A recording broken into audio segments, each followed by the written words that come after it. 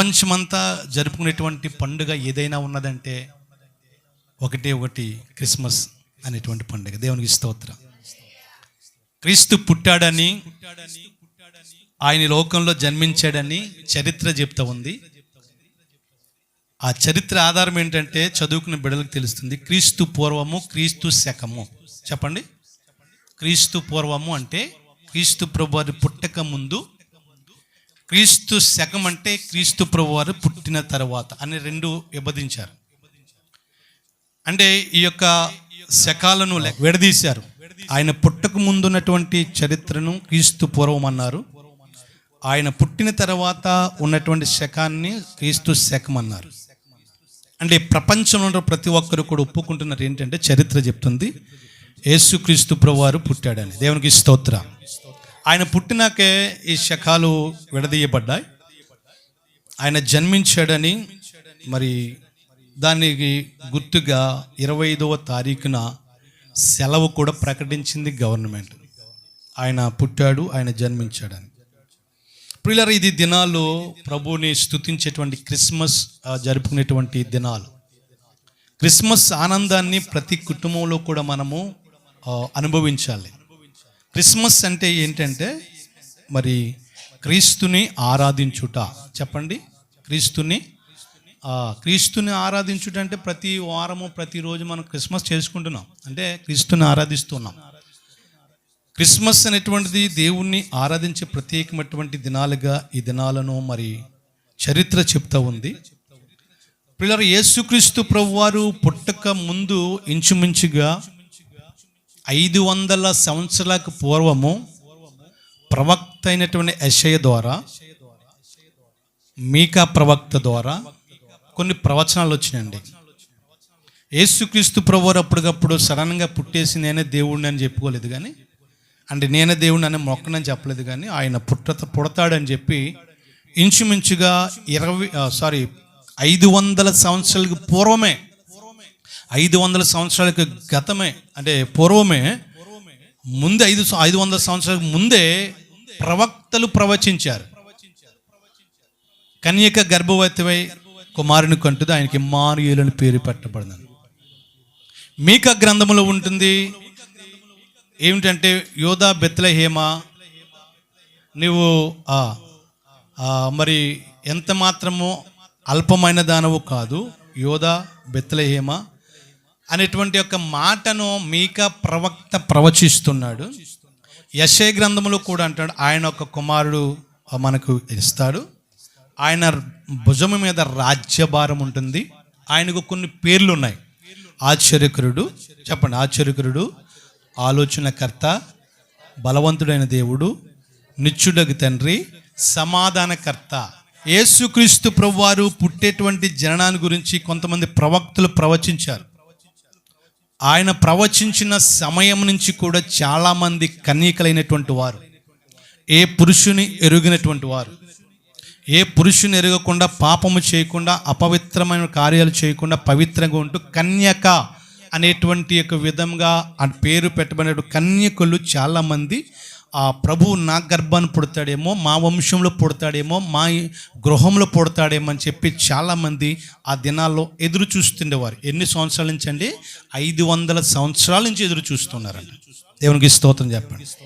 500 సంవత్సరాల పూర్వము ప్రవచించిన ప్రవచనం మా ఇంట్లో పుడుతుంది, మా ఇంట్లో నెరవేరుతుంది, మా ఇంట్లో నెరవేరుతుంది, మా వంశంలో నెరవేరుతుంది అని చెప్పి ఎదురు చూస్తుండగా ఒక మరియా అనేటువంటి ఆమెకు ఒక రోజున ఒక సమాచారం వచ్చింది. అప్పటి వరకు దేవుని దూత అంటే తెలియదు, దేవుని స్వరం అంటే తెలియదు. ఎందుకంటే పాత నిబంధన గ్రంథానికి క్రొత్త నిబంధన గ్రంథానికి మధ్యలో చీకటి యుగం నడిచింది. అంటే దేవుని స్వరం వినబడేది కాదు, దేవుడు మాట్లాడేవాడు కాదు, దేవునికి ఎంత ప్రార్థన చేసినా ఆ జవాబులు వచ్చే కాదు.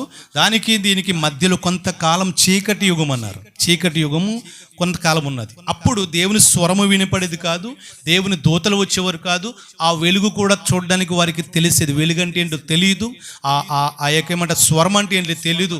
అందుకనే దేవుని యొక్క దూత ఒక్కసారి గొర్రెల కాపరి దగ్గరికి వచ్చి ఆ ఒక వెలుగు వచ్చేటప్పటికి భయపడిపోయారు.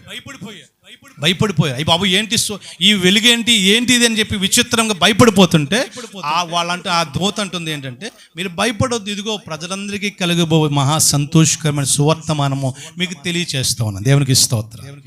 అంటే స్వరము వినపడేది కాదు, వినేటువంటి స్థితిలో లేరు. ఆ స్వరము వినపడేది కాదు, ఆ సమయంలో వారు అక్కడ ఆ వెలుగు కూడా వారు చూసేవారు కాదు. అటువంటి పరిస్థితుల్లో ఆయన కన్య మరియ గర్భాన్ని ఉద్భవించే సమయంలో ఆ సమాచారం వినబడింది. అయితే ఈరోజు నేను చెప్పబోయేటువంటి మాట ఏంటంటే, ఒక 3 మాటలు చెప్తాను. మీకా గ్రంథంలో 5వ అధ్యాయము 2వ వచనంలో చదువుదాం.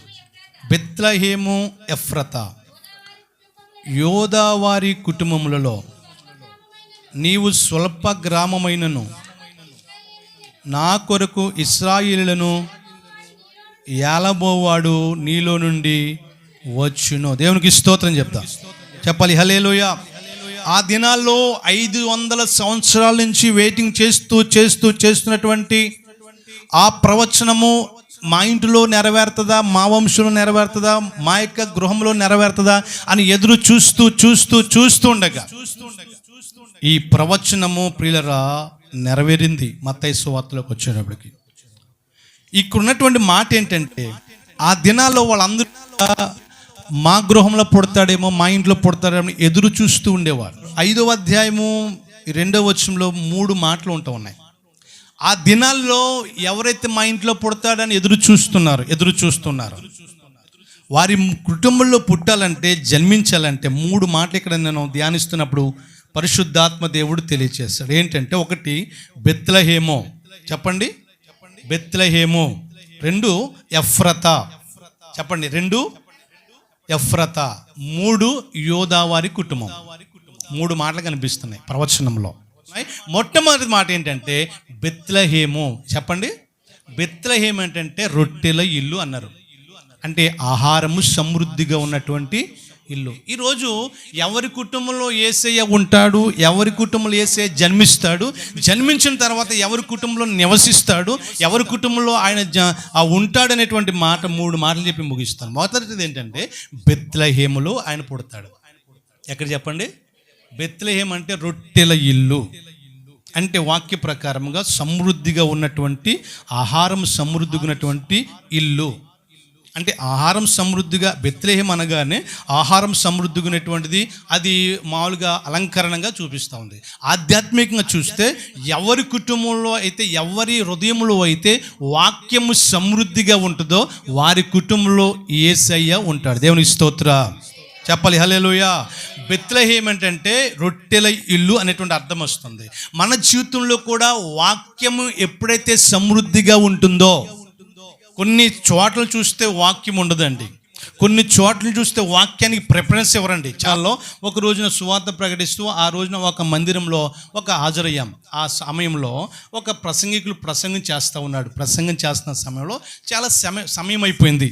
అక్కడ ఉన్నటువంటి సంఘ పెద్ద అంటాడు, అయ్యా ముగిస్తే మేము పొలం వెళ్ళిపోవాలి, పొలం గడ్డి కోసుకోవాలి, టైం అయిపోతుంది, కొద్దిగా ముగించేయండి అన్నారు. ఏంటది చెప్పాలి? ఏంటి? వాక్యం. కొంతమంది కూడా ఒక్కొక్కసారి డిస్టర్బెన్స్గా ఉంటారు. ఇలాగే వెళ్ళిపోవచ్చు, లేకపోతే వెళ్ళిపోవడం మానేసి టైం అయిపోతుంది వెళ్ళిపోవాలండి, అదండి ఇదండి అండి. వాక్యం చెప్పేటప్పుడు, వాక్యం వినేటప్పుడు ఏం చేయాలంటే ప్రియులరా, ఆ వాక్యాన్ని మనం జాగ్రత్తగా మనం ఆలకించాలి, వాక్యాన్ని వినాలి. ఎక్కడైతే వాక్యం ఉంటుందో, నీ వాక్యము నాకు దొరకగా నేను భుజించి తిని అంటాడు. ఏం చెప్పండి? వాక్యం నాకు ఏంటి భుజించేది? భుజించడం అంటే బైబిల్ని నలిపేసి తినేయమని కాదు. వాక్యాన్ని ఏం చేయాలి తెలుసా? భుజించాలి. నేను చాలాసార్లు చెప్తాను, వాక్యం ఈ రోజున కొదువేం లేదండి, కొరత ఏం లేదు. వాక్యం ఎక్కడ పడితే అక్కడ వాక్యం వస్తుంది. ఈ దినాల్లో వాక్యం ఎలా పడితే అలాగే మనకు వినబడుతుంది. ఈ దినాల్లో మన సెల్ ఫోన్లో మనం వాడుతూ ఉంటాం. ఆ సెల్ ఫోన్లో కూడా ప్రతి చోటన కూడా వాక్యం వచ్చేస్తుంది. వాక్యం సమృద్ధిగా ఉన్నది. అయితే వాక్యాన్ని మనము జాగ్రత్తగా వినాలి, గ్రహించాలి. వినటం మట్టుకు వింటారే కానీ గ్రహింపరని వాక్యం ఉంది. అంటే వాక్యం మన హృదయంలో ఎక్కువగా ఉండాలండి. వాక్యం ఎప్పుడైతే మన హృదయంలో ఉంటుందో, ఈ బెత్లెహేము అనేటువంటి ప్రాంతంలో ఆయన ఎందుకు పుడతాడని చెప్పాడంటే, ఎవరి కుటుంబంలో అయితే, ఎవరి జీవితంలో అయితే వాక్యం సమృద్ధిగా ఉంటుందో ఆ కుటుంబంలో యేసయ్య జీవిస్తాడు. చెప్పలు కొట్టి మైపోద్ది అందరు కూడా. హల్లెలూయా, హల్లెలూయా. మనం అనుకుంటాం మా ఇంట్లో అండి మూలనండి ఈశాన్యంలో దేవుడు ఉన్నాడని చాలండి ఫోటో పెట్టుకుంటాం. చాలామంది ఏం చేస్తారంటే ఈశాన్యంలో ఫోటో పెడతారు, అక్కడ దేవుని పెడతారు. మా ఇంట్లో దేవుడు ఉన్నాడు చాలంటే. అలా కాదు, ఆ దేవుడి గురించి చెప్పేది, ఆ ఫోటోల గురించి కాదు. ఫోటోలో ఉండేటువంటిది మరి సినిమా తీసాడు విజయ్ చంద్ర, లేకపోతే ఇంగ్లీష్ సినిమా తీసాడు వాళ్ళ ఫోటోలు, యేసు ప్రభువుది కాదు అది. కానీ చాలామంది ఏం చేస్తారంటే ఆ ఫోటోలు కొనుక్కొచ్చుకుని, ఎక్కడికో వెళ్ళి ఫోటోలు కొనుక్కొచ్చుకుని ఆ ఈశాన్యంలో పెట్టుకుని దేవుడు మా ఇంట్లో ఉన్నాడు చాలే అనుకుంటారు. కానీ వాక్యానికి ఎక్కువగా ప్రాముఖ్యత ఇవ్వరు. దేవునికి స్తోత్రం. రొట్టెల ఇల్లు బెత్లెహేము అనేటువంటి ప్రాంతంలో యేసయ్య జన్మిస్తాడంట. అంటే ఎవరి యొక్క కుటుంబంలో అయితే వాక్యం సమృద్ధిగా ఉంటుందో, కొంతమంది వాక్యము కొన్ని చోట్ల సమృద్ధిగా ఉండదండి. కొంతమంది వాక్యం మొదలెడితే వాళ్ళ గొప్పలే చెప్పుకుంటూ ఉంటారు. కొంతమంది వాక్యం మొదలెడితే నేను అక్కడికి వెళ్ళాను, ఇక్కడికి వెళ్ళాను, అది చేశాను, ఇది చేశాను, ఇలాగా వాక్యాన్ని ప్రక్కన పెట్టి ఏం చేస్తారంటే వేరే చోటకు వెళ్ళిపోతారు. వేరే చోటను వేరే మాటలు చెప్తూ ఉంటారు. వాక్యం తెలియజేయబడుతుంది. అనేటువంటి ప్రాంతంలో యేసయ్య జన్మిస్తాడంట. దేవునికి స్తోత్రం చెప్పండి. అంటే రొట్టెల ఇల్లు అంటే వాక్యము సమృద్ధిగా ఉన్నటువంటి స్థలంలో యేసయ్య జన్మిస్తాడు. లేక రొట్టెల ఇల్లుగా, లేక బెత్లెహేము అనేటువంటి ప్రాంతంలో వాక్యము సమృద్ధిగా ఉన్నటువంటి స్థలంలో యేసయ్య ఉంటాడు. యేసయ్య ఉండాలంటే వాక్యం అక్కడ ఉండాలి. ఆయన కృపా సత్య సంపన్నుడిగా ఆయన మన మధ్యన వస్తూ ఉన్నాడు. దేవునికి స్తోత్రం చెప్పాలి. హల్లెలూయా. రెండవ మాట చూస్తే పిల్లరా, ఎఫ్రతా అనేటువంటి మాట కనిపిస్తుంది. ఎఫ్రతా మొదటిది జాగ్రత్తగా వినాలి. 3 మాటలు జాగ్రత్తగా మీరు అర్థం చేసుకోండి. ఒకటి, వాక్యము సమృద్ధిగినటువంటి గృహాల్లో యేసయ్య జన్మిస్తాడు, యేసయ్య ఉంటాడు. రెండవదిగా చూస్తే పిల్లరా, ఎఫ్రతా చెప్పండి, ఫలభరితమైనటువంటి జీవితము. చెప్పాలి, ఫలభరితమైనటువంటి అంటే మన జీవితం ఫలభరితంగా ఉండాలి. ఉదాహరణకు ఒక మొక్క తెచ్చి వేసుకున్నామండి, ఒక విత్తనం తెచ్చి వేసాం. అది చిన్న మొక్కగా ఎదుగుతూ నువ్వు ఏదైతే ఆశించి నువ్వు ఏది కావాలి అంటే నీవు ఆ మొక్క వేసి అది ఏ పండు కోసం, ఏ ఫలం కోసం తీసుకొచ్చావో అది కావాలని ఆశించినప్పుడు నీవు అది కాస్తేనే, అది ఫలభరితంగా ఉంటేనే, అది కాస్తేనే నీకు సంతోషం. దేవునికి స్తోత్రం. అంటే ఎఫ్రతా అంటే ఫలభరితమైనటువంటి జీవితం. ప్రభు సన్నిధిలో మనం జీవిస్తున్నప్పుడు మనం ఫలభరితంగా ఉండాలి. అంటే ప్రభువుకి మనము ఫలభరితమైనటువంటి జీవితం ఉండాలి. ఒక ఆయన ఒక రోజున ఇదిగో తోటమాలితో అన్నాడు, ఇదిగో ఎప్పటి నుంచో చూస్తున్నానయ్యా ఈ తోటలో ఎప్పటి నుంచో చూస్తున్నాను, కానీ ఒక్క కాయ కూడా కాయటం లేదు, కనుక దీన్ని నేను నరికేద్దాం అనుకుంటున్నాను. ఈ ప్లేస్లో నరికేసి ఈ ప్లేస్లో ఇంకోటి వేద్దాం అనుకుంటున్నాను అని చెప్పి తోటమాలి అన్నట్టు యజమానుడు తోట పని చేసేటవుతుందో అతనితో చెప్తా ఉన్నాడు. అప్పుడు అతను అన్నాడు, అయ్యా ఏమనుకోవద్దు నాయన, ఇప్పటివరకు నేను పెంచాను, ఇప్పటివరకు నీళ్ళు పోసాను, అన్నీ చేశాను, ఇంకా కొంతకాలం సమయం ఇవ్వు, నాకు అవకాశం ఇస్తే నేను ఇంకా వేయవలసిన ఎరువు కానీ, లేకపోతే నీరు కానీ, లేకపోతే ఏదైనా ఒక తీసేయవలసిన ఏమైనా కలుపు మొక్కలు కానీ ఉన్నాయేమో వాటిని తీసేస్తాను. అప్పుడు కూడా ఒకవేళ అది ఫలించలేదనుకో, కాయలు కాయలేదనుకో, ఫలభరితంగా లేదనుకో, అప్పుడు నా చేతులతో నేనే పెరికి వేస్తాను, నేనే చంపేస్తాను. ప్రియమైనటువంటి దేవుని బిడ్డలారా, దేవుడు మనల్ని ఎప్పుడు కూడా ఫలభరితంగా ఉండాలని దేవుడు చూస్తూ ఉన్నాడు. ఫలభరితమైనటువంటి జీవితం జీవించాలని. నువ్వు రక్షించబడిన సమయం నుంచి కూడా, నువ్వు రక్షించబడి ప్రభు నమ్ముకున్న సమయం నుంచి కూడా నీ సాక్ష్యం ఎలా ఉండాలంటే, నేను ఒకప్పుడు అలా ఉన్నాను, ఇప్పుడు ఇలా ఉన్నాను అంటే దేవుడు ఒకప్పుడు అలాగున్నాను నేను, ఈ రోజున దేవుడు నన్ను ఇలా చేశాడు అనేటువంటి మన సాక్ష్యం ద్వారా మన జీవితం ఫలభరితంగా ఉండాలి. దేవునికి స్తోత్రం చెప్దాం.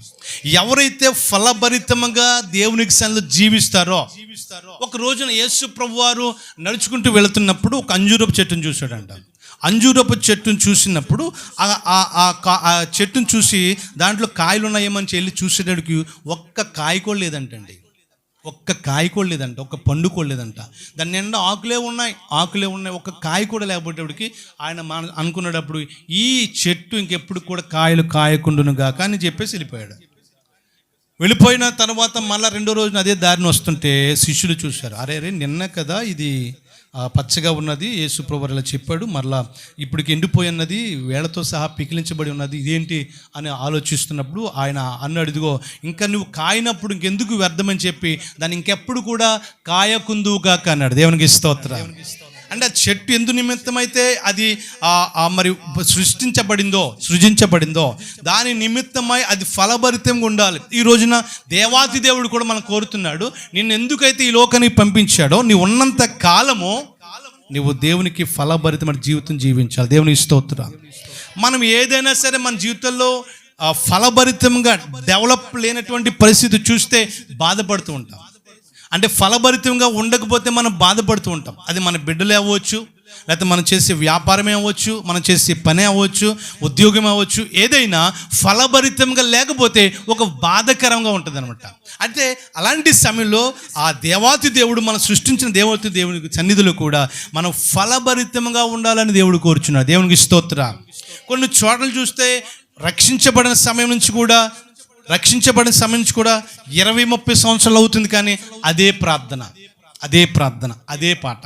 అదే పాట అలాగే ఉంటారు చాలామంది. అంటే ఫలభరితమైనటువంటి జీవితం జీవించరు. ఎంతమంది వాక్యాలు చెప్పినా, ఎంతమంది ప్రసంగాలు విన్నా, ఎంతమంది సేవకులు వచ్చి బళ్ళగుద్ది ప్రసంగం చేసినా వాళ్ళు ఏం చేస్తారు? వాళ్ళ జీవితంలో ఒక ఫలభరితమైన జీవితం జీవించరు. దేవునికి స్తోత్రం చెప్దాం. హల్లెలూయా. ఎవరి కుటుంబంలో అయితే ఫలభరితమైన జీవితం ఉంటుందో ఆ కుటుంబంలో యేసయ్య జన్మిస్తాడు, ఆ కుటుంబంలో యేసయ్య నివాసం చేస్తాడు. దేవునికి స్తోత్రం చెప్తాం. ఒకసారి అందరూ చప్పట్లు కొట్టి మైపడుతుంది. అందరూ కూడా హల్లెలూయా, హల్లెలూయా. మీకా ప్రవక్త ద్వారా ప్రవచించబడుతున్నటువంటి ఈ ప్రవచనంలో రెండో మాట ఏంటంటే ప్రియులారా, ఫలభరితమైన జీవితం మనం జీవించాలి దేవుని సన్నిధిలో. అందుకని యేసుక్రీస్తు ప్రభువారి గురించి కూడా వ్రాయబడుతుంది. యేసు ప్రభువారు మనుషుల దయందును దేవుని దయందును అన్ని విషయంలో కూడా ఎదుగుతూ ఉన్నాడంట. దేవునికి స్తోత్రం. అన్ని విషయంలో కూడా ఎదుగుతూ ఉన్నాడు. మనుషుల దయందు దేవుని దయందును ఆయన ఎదుగుతూ పెద్దవాడు అవుతూ ఉన్నాడు. యేసు ప్రభు గురించి వ్రాయబడుతుంది. మనము కూడా ఏం చేయాలంటే ఆధ్యాత్మికంగా ఫలభరితంగా ఉండాలి. ప్రభు వచ్చినప్పుడు ఆ ఫలాలు అడిగినప్పుడు, ఇందాక తమ్ముడు పాడాడు, ఫలాలు లేని అంజూరం. మనోడు పాడుతుంటే చాలా సంతోషం వస్తుంది పాట. అదేం పాటనైనది? అదిగో అంజూరము. దాని గురించి ఆ పాట వింటున్నప్పుడు ఆ ఫలాలు గురించి మనం ఆలోచిస్తున్నప్పుడు మనం ఫలభరితమైనటువంటి జీవితం ఎప్పుడైతే జీవిస్తామో మన దేవుడు కూడా సంతోషిస్తాడు. దేవునికి స్తోత్రం. హల్లెలూయా. అలా కాకుండా మనం రక్షించబడిన సమయం నుంచి, మనం ప్రభువుని తెలుసుకున్న సమయం నుంచి అప్పటి నుంచి ఇప్పటి వరకు అలాగే ఉన్నామనుకో, దాని ద్వారా దేవునికి అది ఉపయోగం కాదు, దేవునికి మహిమ కాదు, దేవునికి ఏమాత్రం కూడా అది ఇష్టం ఉండదు. అయితే మనం ఏం చేయాలి తెలుసా? ఎఫ్రత అనేటువంటి మాటను బట్టి మన జీవితము ఫలభరితంగా ఉంటే మన జీవితంలో యేసయ్య ఉంటాడు. దేవునికి స్తోత్రం. మూడో మాట యోదావారి కుటుంబము. చెప్పండమ్మా. యోదావారి కుటుంబం. యోధ అంటే స్తుతి. చెప్పాలి ఏంటి? యోధ అంటే స్తుతి. తల్లి బిడ్డలను కన్న తర్వాత కొంతమంది కొన్ని పేర్లు పెట్టింది. చివరి కుమారుడికి ఈ కుమారుని బట్టి నేను స్తుతిస్తున్నానని చెప్పి యోధ అని పేరెట్టింది. ఏం పేరు చెప్పాలి? ఈ బిడ్డను బట్టి నేను దేవుని స్తుతిస్తాను. ఇంకా ఈ బిడ్డను బట్టి, ఒక బిడ్డను బట్టి ఏమో నేను కన్నీరు గార్చాను, ఒక బిడ్డను బట్టి వేదన చెందాను, ఒక బిడ్డను బట్టి ఏమో నా భర్త నన్ను సరిగా పట్టించుకోలేదని చెప్పి అనుకుంటూ ఒక్కో బిడ్డకు ఒక్కొక్క పేరు పెడుతూ చివరి బిడ్డ దగ్గరికి వచ్చేటప్పటికి ఇగో ఈ బిడ్డను బట్టి నేను స్తుతిస్తాను అని చెప్పి యోధ అని పెట్టింది. యోధ అంటే స్తుతి. ఎక్కడైతే స్తుతిస్తారో వారి కుటుంబంలో యేసయ్య జన్మిస్తాడు. దేవునికి స్తోత్రం చెప్తాం. చెప్పాలి హల్లెలూయా. ఎక్కడైతే స్తుతి ఉంటుందో అక్కడ దేవుని సన్నిధి ఉంటుంది. ఎక్కడైతే దేవుని ఆరాధిస్తారో అక్కడ పరిశుద్ధాత్మ దేవుడు ఇష్టపడతాడు. అందుకనే పౌలు శీలలు ఏమంటారు, కొట్టబడి వారు పారిపోకుండా బండలు కొన్ని బాల్స్ బిగించబడి వారు ఉన్నటువంటి జైలు కూడా నాకులాగా నిలబడి నుంచున్నటువంటి జైలు కాదు, కూర్చునేటువంటి జైలు. అంటే ఆ జైలు శిక్ష ఎలాగ ఉంటుందంటే, వాళ్ళు నిలబడటానికి వీలు లేకుండా, కనీసం నడులు అవుతుంది అనుకో నిలబడదామనే వీలు లేకుండా చిన్న సైజుగా ఉంటుంది ఆ రూమ్. ఆ రూమ్లో ఉంటూ కూడా అర్ధరాత్రి పూట ప్రభుని స్తుతిస్తుంటే, పాటల ద్వారా ప్రార్థన ద్వారా దేవుని స్తుతిస్తుంటే, ఆ పాటలకి ఆ స్తుతి ఆరాధనకి దేవాది దేవుడు పరలోకంలో ఉండి ఉండలేక వీళ్ళ మధ్యకి వచ్చేసాడండి. దేవునికి స్తోత్రం చెప్పాలి హల్లెలూయా. ఇక్కడ భూలోకంలో స్తుతి జరుగుతుంటే పరలోకం అటువంటి దేవాతి దేవుడు అక్కడి నుంచి కిందకు వచ్చేసాడు. కింద భూలోకంలో భూకంపం వచ్చేసింది. దేని ద్వారా అంటే స్తుతి ద్వారా. యోధ అంటే స్తుతి. నువ్వు ఎప్పుడైతే స్తుతి చెల్లిస్తావో నీ కుటుంబంలో యేసయ్య ఉంటాడు. దేవునికి స్తోత్రం చెప్పాలి హల్లెలూయా. ఏ కుటుంబంలో అయితే స్తుతి ఆరాధన ఉంటుందో, ఏ వ్యక్తిగత జీవితంలో అయితే స్తుతి ఉంటుందో, ఆ కుటుంబంలో ఆ వ్యక్తిగత జీవితంలో స్తుతి ఉన్నటువంటి సమయంలో యేసయ్య ఆ స్థలంలో ఉంటాడు. దేవుని స్తోత్రం చెప్పాలి హల్లెలూయా. హల్లెలూయా. యోధా ఇస్కరియోత్ అనేటువంటి వ్యక్తి ఉన్నాడు. చాలా జాగ్రత్తగా ఉందాం, చెప్పి ముగిస్తాను.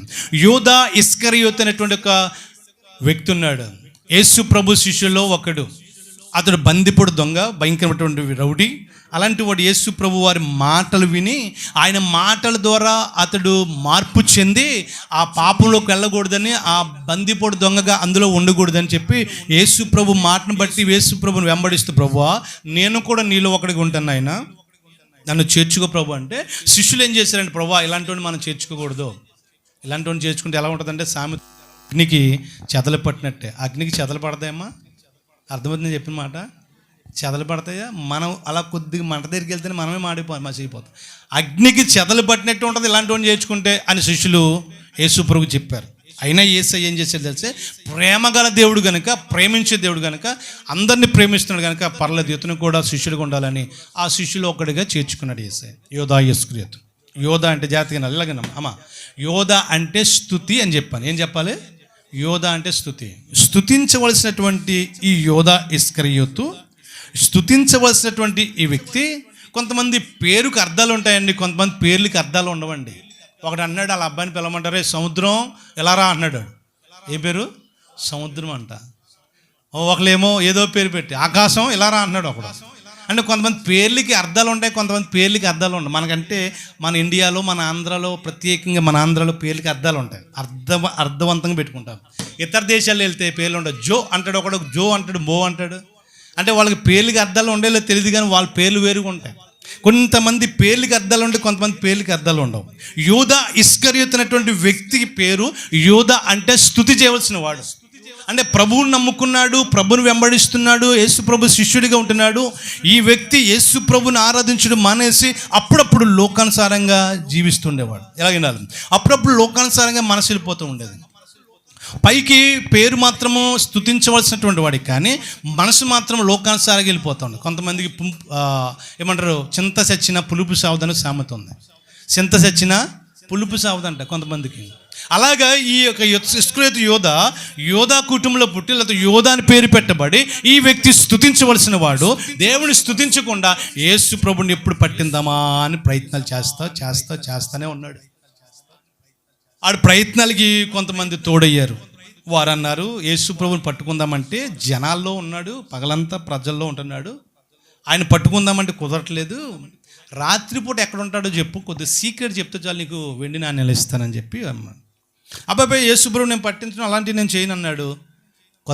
కొన్ని రోజులకి ఏం చేసేది తెలుసా, యేసు ప్రభు అని పట్టిస్తానని చెప్పి వాళ్ళ దగ్గరికి వెళ్ళి వెండి నాణ్యాలు తెచ్చుకుని రాత్రిపూట ఎక్కడ ఉంటాడో అనే సీక్రెట్ను వాళ్ళకి తెలియచేసాడు. వచ్చి ముద్దు పెట్టుకుని యేసు ప్రభు వారిని అప్పగించేశాడు. దేవునికి స్తోత్రం చెప్తాం.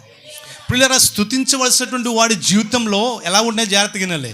స్తుతించవలసిన వాడు, స్తుతి అనేటువంటి ఆ పేరు పెట్టుకున్నటువంటి వాడు, స్తుతించవలసినటువంటి వాడి మనసంతా కూడా, వాడి ఆలోచన అంతా కూడా వేరువేరుగా ఉంటా ఉంది.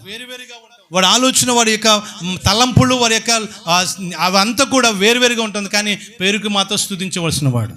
యేసు ప్రభువుని అప్పగించేశాడు. అప్పగించిన తర్వాత ఆయన చంపేస్తారని తెలుసుకున్నప్పుడు ఆయన ప్రేమ, ఆయన సిలువలో మరణించటం, ఆయన సిలువలో ముందు కొరండాలతో కొట్టబడటం, సిలువలో మరణించటం, మేకులు కొట్టబడటం, ఇవన్నీ చూసి మార్పు చెంది ఆ డబ్బును, వెండి నట్టుకు వెళ్ళామని వాళ్ళ దగ్గరికి వెళ్ళి అంటాడు, వెండి అని తీసుకెళ్ళి, అబ్బా నాకొద్దు, నాకు యేసయ్య కావాలి, నా ప్రభు నాకు ఇచ్చేయండి అని చెప్పి మార్పు చెందాడు. అక్కడ మార్పు చెందినప్పుడు వాళ్ళు అన్నారు, యేసు ప్రభుని ఇవ్వడానికి వీల్లేదో, ఏం చేస్తావు చేసుకోరాబా అని చెప్పి పంపించేస్తారు. అప్పుడు ఏం చేసేది తెలుసా, ఆ డబ్బులు తీసుకెళ్ళాక ఆ వెండి నాణ్యాలు తీసుకెళ్ళి పడేసి ఉరి వేసుకుని చనిపోయానని ఉన్నది.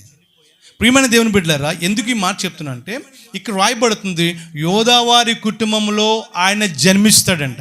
అంటే ఎవరి కుటుంబంలో అయితే స్తుతి ఆరాధన ఉంటుందో, కొన్ని సంఘాల్లో స్తుతి ఆరాధన ఉండదండి, కొన్ని ఆరాధన స్తుతించడం ఉండదు, కొన్ని ఆరాధనలు 4 పాటలు పాడేస్తారు, వాక్యం చెప్పేస్తారు, ఆమెనంటారు, అయిపోతుంది. కొన్ని సంఘాల్లో చూస్తే స్తుతించవలసిన సమయం ఉండదు, కొన్ని స్థలాల్లో చూస్తే దేవుని స్తుతి ఆరాధన ఉండదు, స్తుతించవలసిన పరిస్థితి ఉండదు. కానీ ఎక్కడైతే స్తుతి ఆరాధన చేస్తామో, ఎక్కడైతే దేవుని స్తుతిస్తామో, అక్కడ ఆ కుటుంబంలో యేసయ్య జన్మిస్తాడు. దేవునికి స్తోత్రం.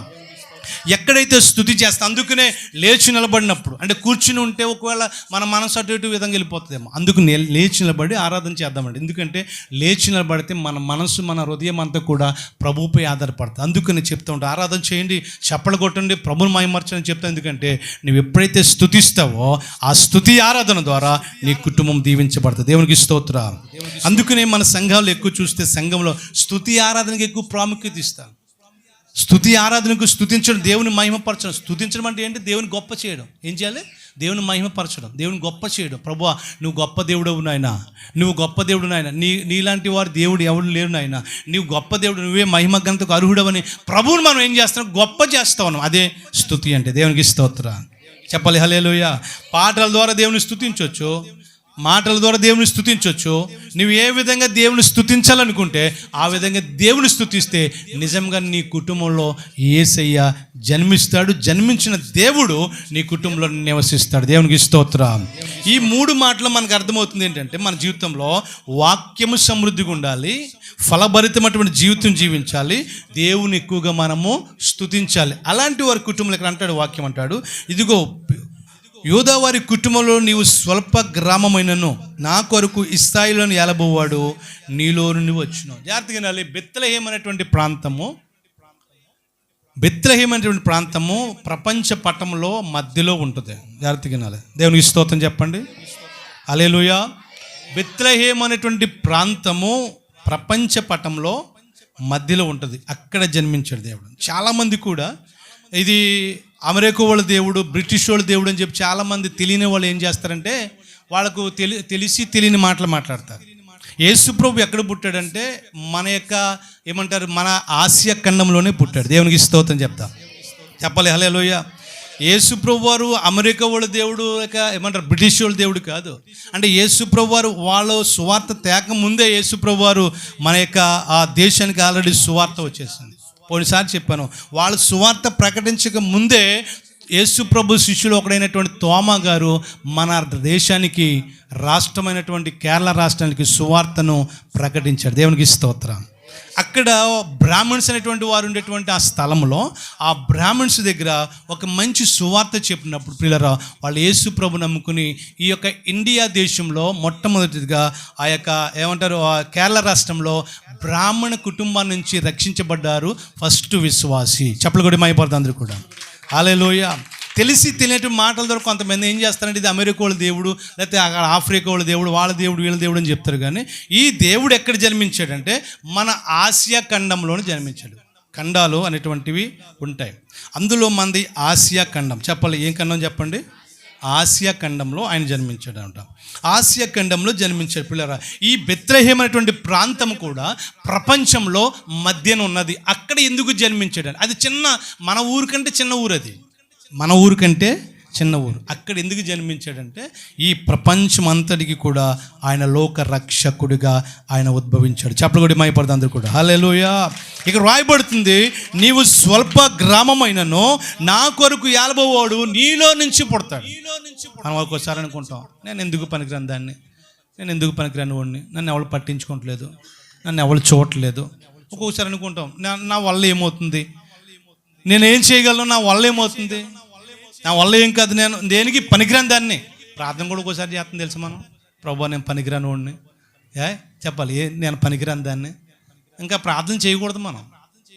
అది నోటి వెంట ఆటోమేటిక్గా వచ్చేస్తుంది, ఆటోమేటిక్గా అలవాటు ప్రకారంగా వచ్చేస్తుంది. నేను పనికిరాని దాన్ని, పనికిరాని వాడిని ఇంకా చేయకూడదు. ఎందుకంటే పనికిరాని దాన్నివే, పనికిరాని వాడినే ఏం చేశాడంటే పనికొచ్చే పాత్రగా చేశాడు. చెప్పలు కూడా అయిపోతుంది అందరూ కూడా. హల్లెలూయా. ఒకప్పుడు మనం పనికిరాని వాళ్ళమే, అటు ప్రభుత్వానికి కానీ ఇటు ప్రభువుకి కానీ ఎవరు కూడా పనికిరానటువంటి వాళ్ళమే. నా జీవితంలో కూడా చూస్తే నేను కూడా పనికిరానటువంటి వాడిని. కానీ ప్రభువుని నమ్ముకున్నప్పుడు ఈ రోజున పనికొచ్చే పాత్రగా చేశాడు. ఇంకా ప్రార్థన చేయకూడదు, నేను పనికిరాని దాన్ని, నేను పనికిమాలిన దాన్ని, నేను పనికిరాని వాడిని అని చేయకూడదు. ఎందుకంటే నేను ఒక పనికొచ్చే పాత్రగా అనేక మందికి వెలుగుగా దేవుడు నిన్ను చేసి, నీ యొక్క జీవితం ద్వారా, నీ బ్రతుకు ద్వారా అనేక మంది ప్రభు సందుకు వచ్చేలాగా, ప్రభువుని నమ్ముకునేలాగా నిన్ను చేశాడు. నువ్వేం చేయాలంటే అనేక మందిని వెలిగించాలి. మనం ఒక్కొక్కసారి అలాగ అనుకుంటాం పిల్లరా. అక్కడ స్వల్ప గ్రామం, అది చిన్న గ్రామము, మన గ్రామం కంటే చాలా చిన్నది. ఇప్పుడంటే అది డెవలప్ అవుతుంది, అది డెవలప్ అయింది, ఇప్పుడు అనేక మంది చూస్తూ ఉన్నారు. ఆ ప్రాంతంలో పుట్టడానికి గల కారణం ఏంటంటే అది ప్రపంచమంతరికి కూడా మధ్యలో ఉన్నది. దేవునికి స్తోత్రం. అంటే మన దేవుడు ప్రపంచమంతరికి కూడా దేవుడు. ఒక రోజున ఒక ఆయన అన్నాడు, తీసుకొచ్చి అబ్బాయి ఈ బైబిల్ గ్రంథము అన్నిటికంటే అన్ని గ్రంథాల కంటే తక్కువది అని కింద పెట్టాడు. ఆ పైన అన్ని గ్రంథాలు పైన ఎట్టాడంట. అప్పుడు ఆ భక్తుడు ఏం చేశాడు తెలుసా? చూసారా, ఈ గ్రంథాలన్నిటికీ ఈ బైబిల్ గ్రంథము పునాది లాంటిది అన్నాడు ఆయన. దేవునికి స్తోత్రం. హల్లెలూయా. అబ్బాయి ఇది బాగాలేదని చెప్పి ఆయన ఏం చేశాడు, మళ్ళా మధ్యలో పెట్టాడంట. పుస్తకాలన్నిటికి మధ్యలో చూడు, మధ్యలో పెట్టాను చూడు, దీనికి ఏం విలువ లేదు అన్నాడు. అప్పుడు ఈ దైవజనుడు అన్నాడు మరలా, ఇదిగో పైన పుస్తకాలకి, పైన గ్రంథాలకి, కింద గ్రంథాలకి ఈ బైబిలే ఆధారం. దేవునికి స్తోత్రం చెప్పండి. కాదు ఇలా కాదు, బాగోలేదని చెప్పి ఏం చేసాడు, మరలా పుస్తకాలన్నింటికి పైనెట్టేసాడు. పైనెట్టేస్తే అప్పుడు ఈ భక్తుడు మళ్ళీ ఏమంటారు చూసారా, ఈ పుస్తకాలన్నిటికంటే పైన ఉన్నతమైనటువంటిది ఈ బైబిల్. దేవునికి స్తోత్ర చెప్పాలి. హల్లెలూయా. ఈ బైబిల్ విలువ మనకు తెలియదు. సాధారణంగా ఈ బైబిల్ విలువ మనకు తెలియదు. ఈయన ఏం చేసేది తెలిసి పుస్తకాలు, ఈ గ్రంథాలన్నిటికంటే పైనెట్టాడు. పైనెట్టి ఈ గ్రంథాలన్నిటికంటే ఉన్నతమైనటువంటిది ఈ బైబిల్ గ్రంథం. దేవునికి స్తోత్రం. అందుకనే యేసుక్రీస్తు ప్రభువారు బెత్లెహేము అనేటువంటి ప్రాంతము, ఎఫ్రాతా అనే ప్రాంతము, యోదావారి కుటుంబంలో స్వల్ప గ్రామం అనేటువంటి దాంట్లో, అది కూడా ఒక ఎవరింట్లో కూడా ఆయనకు స్థలం ఇవ్వకపోతే, ఆ రోజున ఆ మరియ గారు ఆ బిడ్డలు కనేటువంటి ఆ సమయం స్థితి ఉండేటప్పటికి అక్కడ ప్రతి ఒక్కరిని అడుగుతున్నారు వాళ్ళు. వెళ్ళి ఆ దంపతులు ఇద్దరు కూడా, అయ్యా నా భార్య ఇలాగా నిండు చులాలుగా ఉంది, అవకాశం ఇస్తారా, మీ ఇంట్లో ఇస్తా అంటే, మాకు కాలేదు బాబు, కాలేదు అని చెప్పేసి అందరికి ఇంటి వేశారు. అంటే ఎవరికో స్థలం ఇవ్వలేదు. ఒక ఆయన ఏం చేశారంటే, ఆయన ఏమన్నాడంటే, అయ్యా మా ఇంట్లో మా చుట్టాలు వచ్చేసారు, మా బిడ్డలు, మా అల్లుళ్ళు వెళ్తే అందరూ వచ్చేసారు, ఖాళీ లేదు అని చెప్పి వాళ్ళ పరిస్థితిని అర్థం చేసుకుని పొమ్మని లేక ఏం చేసేది తెలుసు, అయ్యా మీరు ఏమనుకోవద్దు ఏమనుకోనంటే మా ఇంట్లో ఏమంటారు, పశువుల పాక ఉంది, గొడ్డల చావిడ ఉంది, అక్కడ కొన్ని పశువులు ఉంటాయి, మరి మీకు ఇబ్బంది కాకపోతే అది ఇస్తాను, మీరు తీసుకుంటారా అంటే, మాకు అది చాలు అని చెప్పి అందులోకి వారు ఆ బిడ్డను, ఆ పశువుల పాకలో పుట్టాడని లేదు కానీ, చాలామంది పశువుల పాక అంటారు, పశువుల పాకనే వేస్తారు, కానీ పశువుల పాకలో పుట్టలేదు కానీ అంతకుముందు పుట్టినటువంటి ప్రభుని తీసుకెళ్ళి పశువులు తినేటువంటి ఆహారం తినేటువంటి తొట్టెలో పండుకోబెట్టారు. దేవునికి స్తోత్రం. ఎంత దీనాతి దీనమో ఓ యేసయ్యా, నీ జననమెంత దయనీయమో, తలుచుకుంటే నా గుండె తడబడి కరిగి నీరగుచున్నది. యేసుక్రీస్తు ప్రభువారి యొక్క జననం కూడా చాలా దీనత్వంగా ఉన్నదండి అనుకుంటాం. నిజంగా ఆయన ఒక రాజుల గృహంలో పుడితే మనలాంటి వాడికి దేవుడు మనకు దొరకడం, జాగ్రత్తగా వినాలి. ఆయన ఎందుకు పశువులు ఉండేటువంటి స్థలంలో ఒక దీనుడిగా జన్మించాడంటే, ప్రతి ఒక్కరికి కూడా ప్రభువారు అందుబాటులో ఉండడానికి. దేవునికి స్తోత్రం. ఒక రాజుల గృహంలో పుట్టాడు అనుకోండి, ఒక ఉన్నతమైనటువంటి వారి కుటుంబంలో పుడితే వాళ్ళే అక్కడికే ఏమంటారంటే అది పరిమితం అవుతుంది. మనలాంటి వాళ్ళకి అందరిని ఇవ్వరు ఆ దేవుణ్ణి అంటారని వారిగా ఉన్నిస్తారు. అందుకనే ప్రభువు ఆయన జనం కూడా దయనీయమైనటువంటిది. ఇలా చూడాలి. దేవుని స్తోత్రం చెప్దాం. నేను ముగిస్తూ ఉన్నాను ప్రియులరా. యేసు ప్రభువారు నిజంగా నీ ఇంటిలో పుట్టాడు. అందుకనే మనం ప్రభు సన్నిధికి వస్తూ ఉన్నాం. అయితే ఈ రోజున ఆ పుట్టినటువంటి దేవుణ్ణి మనం ఏం చేయాలి తెలుసా? మన ఇంట్లో ఉన్నాడా లేదో జాగ్రత్తగా ఆలోచించుకోవాలి. ఒక రోజున పడవలో వెళ్తున్నప్పుడు యేసు ప్రభువారు తల అమరమున తలగడగ చేసుకుని నిద్రపోతూ ఉన్నాడు.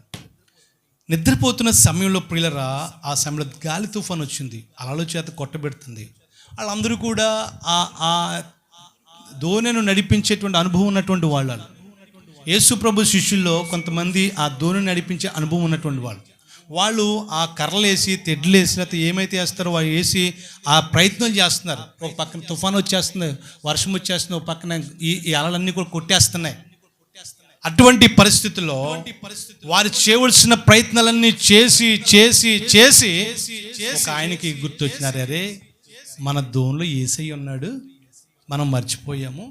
యేసు ప్రభువుని లేపితే ఆయన ఈ ఈ ఈ సముద్రం మీద అలజడంతా కూడా అణిచివేస్తారని చెప్పి ఒక ఆయన వెళ్ళి, అయ్యా మేము మునిగిపోతున్నాం, మమ్మల్ని రక్షించు ప్రభు అని అప్పుడు మొరపెట్టాడు. దేవునికి స్తోత్రం. అప్పటి వరకు కూడా వీళ్ళు తెడ్లేస్తూ ఉన్నారు, వీళ్ళు ఏమంటే వీళ్ళు కర్రలు వేసారు, లేకపోతే తెడ్లు వేసారు, ఏమైతే వేసారో ఆ పడవ దోణి బయటకు రావడానికి ఎన్నో ప్రయత్నాలు చేశారు. అప్పుడు యేసు ప్రభువు గుర్తురాల. మన జీవితంలో కూడా ఒక్కొక్కసారి యేసయ్య మనలో ఉన్నాడు, మనతో ఉన్నాడు, మన ఇంటిలో ఉన్నాడు అనుకుంటాం, కానీ కష్టం వచ్చినప్పుడు, బాధ వచ్చినప్పుడు ఒక్కొక్కసారి మనం ఏం చేస్తాం తెలుసా? ఇరుగు పొరుగు వారిని ఆశ్రయించి అటు ఇటు పోయి అన్ని చేసి అన్నీ అయిపోయిన తర్వాత చివరి సమయంలో అరే ప్రభువుని నమ్ముకున్నాను కదా, నేను బాప్తిస్మం పొందాను కదా, నేను ప్రభు నాతో ఉన్నాడు కదా, ప్రభువుకు ప్రార్థన చేద్దాం అన్నప్పుడు ప్రార్థన గుర్తొస్తుందండి. దేవునికి స్తోత్రం చెప్పాలి హల్లెలూయా. యేసయ్య ఆ యొక్క ధోనిలో ఉన్నాడు, అయినా వీళ్ళ ప్రయత్నాలు వీళ్ళు చేశారు, కానీ ఫలితం లేదు. అక్కడ వాళ్ళ ఫలితం అక్కడ ఫలించలేదు. అయితే చివరికి యేసు ప్రభు వారిని లేపి అప్పుడు వారు అడుగుతున్నారు. అప్పుడు ఆయన లేచి ఆ గాలిని, సముద్రం నిమ్మళమైపోమని ఆజ్ఞ ఇవ్వగానే అది సైలెంట్ అయిపోయింది. దేవునికి స్తోత్రం. అలాంటి శక్తిమంతుడైనటువంటి యేసయ్య మనం అనుకుంటాం మన ఇంట్లో ఉన్నాడు కదా, నాకేంట్లో అనుకుంటాం, కానీ మనము ఒక్కోసారి మన జీవితంలో వాక్యం మన హృదయంలో లేకపోయినా, ఫలభరితంగా మనం జీవించకపోయినా, ప్రభువుని మనం స్తుతించకపోయినా, ప్రభు మన ఇంటిలో ఆయన ఉండడు, జన్మించడు. కనుక ఈ రాత్రి గస్తంలో విన్నటువంటి మన జీవితంలో దయచేసి అందరూ కళ్ళు మూసుకుందాం. ఒక్కసారి కళ్ళు మూసుకుని చిన్న ప్రార్థన చేసుకుందాం. ఒక్కసారి కళ్ళు మూసుకుందాం. ఈ రాత్రి గస్తంలో పరిశుద్ధాత్మ దేవుడు నీతో మాట్లాడుతున్నమాట. వాక్యం నీ హృదయంలో సమృద్ధిగా ఉన్నదా లేదా? ఏదో వస్తున్నాము వెళ్ళిపోతున్నాం అనేటువంటిది కాదు. వాక్యము నీ హృదయం సమృద్ధిగా ఉండాలి.